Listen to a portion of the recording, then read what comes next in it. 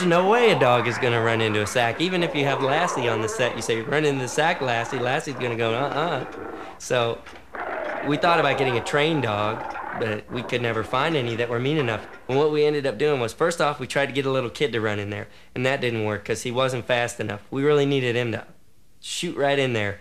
And then we took this ball of fur and we threw it in there, but it looked like a basketball.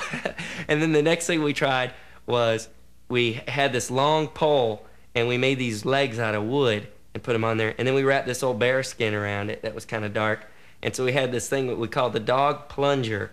And so we opened that door wide and just went, shoo, knocked it, into the sack, and it looks good in the film. You never know that it was a broomstick with a wood and a bear skin on it. You got the scene of her about to open the door. You got the scene of the dog's point of view coming in the door. You got the shot of the dog going into the sack. You have the shot of the dog's teeth coming through the sack because he's mad. In the flurry of all those images, you say, wow, boy, that must have been a mean dog, boy. Wonder how they got him to run in the sack like that. So as an editor, you kind of play on people's tendency to see things in that way, in a linear way. People think things start from A and go right to B and go to C, just straight on down the alphabet till the end of the film.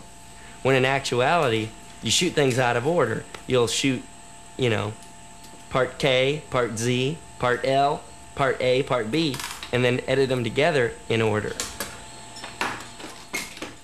An actor in a film has different kind of requirements than an actor on stage. An actor on stage, if you've got a lead part, has got to be up on that stage for a long time and know a lot of lines and a lot of rehearsal.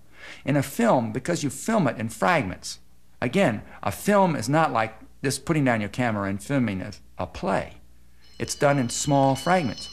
We had a situation in Jack and the Dentist's Daughter, where Jack's father couldn't remember his lines. He could remember a line or two, but he couldn't remember 3 or 4 in a row. What are you doing with my car? Why, Jack wanted me to bring your car back, Dr. Scott. What do you want me to do with it? He didn't have to do all those lines at once. We could film one line, stop, give him the new line, film the next line, and so forth, because we were going to cut to different things between those lines.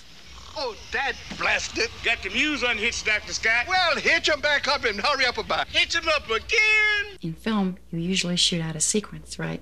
So you have to understand your character really well so that when you're called up to do something that doesn't make any sense with what you just filmed, you know where you're coming from.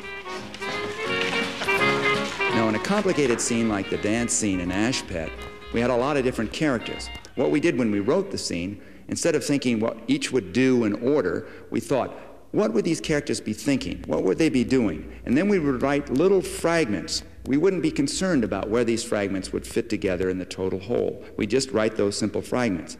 Then we film those fragments. Take 2.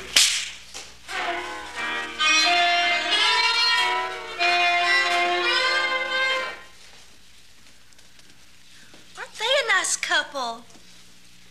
Yeah. Oh, Herman. Got it. 15 take 1.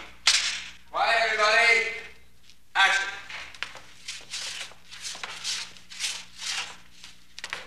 How come you ain't in the Army, Herman? They rejected my physical. I got flat feet. Oh. Later on, in editing, we reassembled all these pieces to make a whole.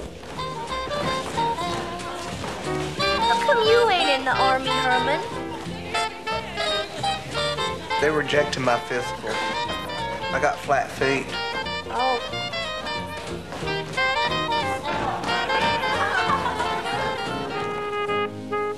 The stepmother was sitting on the edge of the dance scene, the dance floor, watching everybody. We just turned the camera on, and I gave her a series of exercises, a series of things that she was to see, and she was supposed to express these as she watched. Either she watched her own daughter dancing, she was happy, or she was sad that she wasn't getting asked to dance. A whole range of expressions.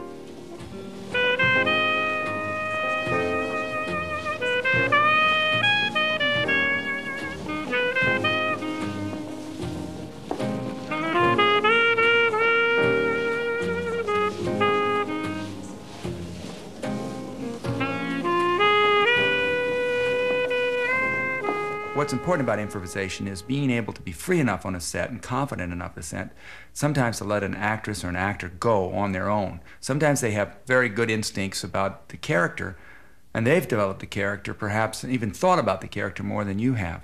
It's so much easier to do a scene with somebody who's being cooperative and who can help the other actors by giving them eye contact and giving them a good line if they forget their line. That's really the best way an actor or actress can be, is to cooperate with the other actors and actresses, because, I mean, it takes teamwork to come out with a good movie.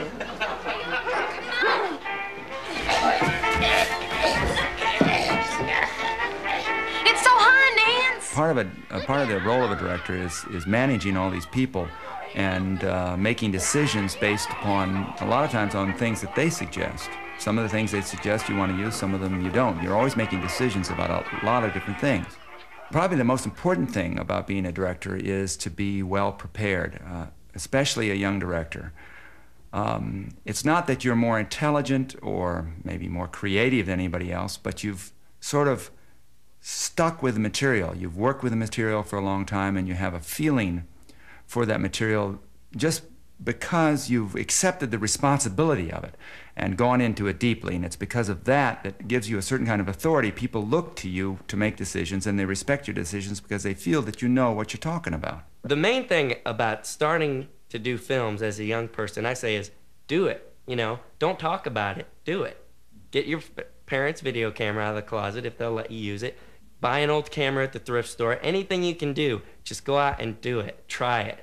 Because you're never going to get anywhere if you're just saying, oh, well, one day I'm going to make films. You have to actually start trying it. And, you know, don't necessarily try to do Gone with the Wind on your first time out. Just try and do something simple. I did a movie myself about a space alien that comes to this guy's house. Kind of stole the plot from E.T. a little bit.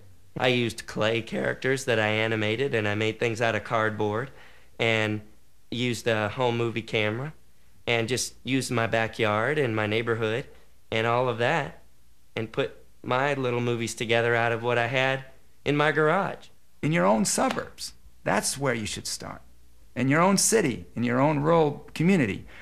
What's always really the most interesting and the most compelling is what's close to you. And what the obligation of the filmmaker or the painter, the artist, is to use what he has at hand and form it in a way that people see it in a new way.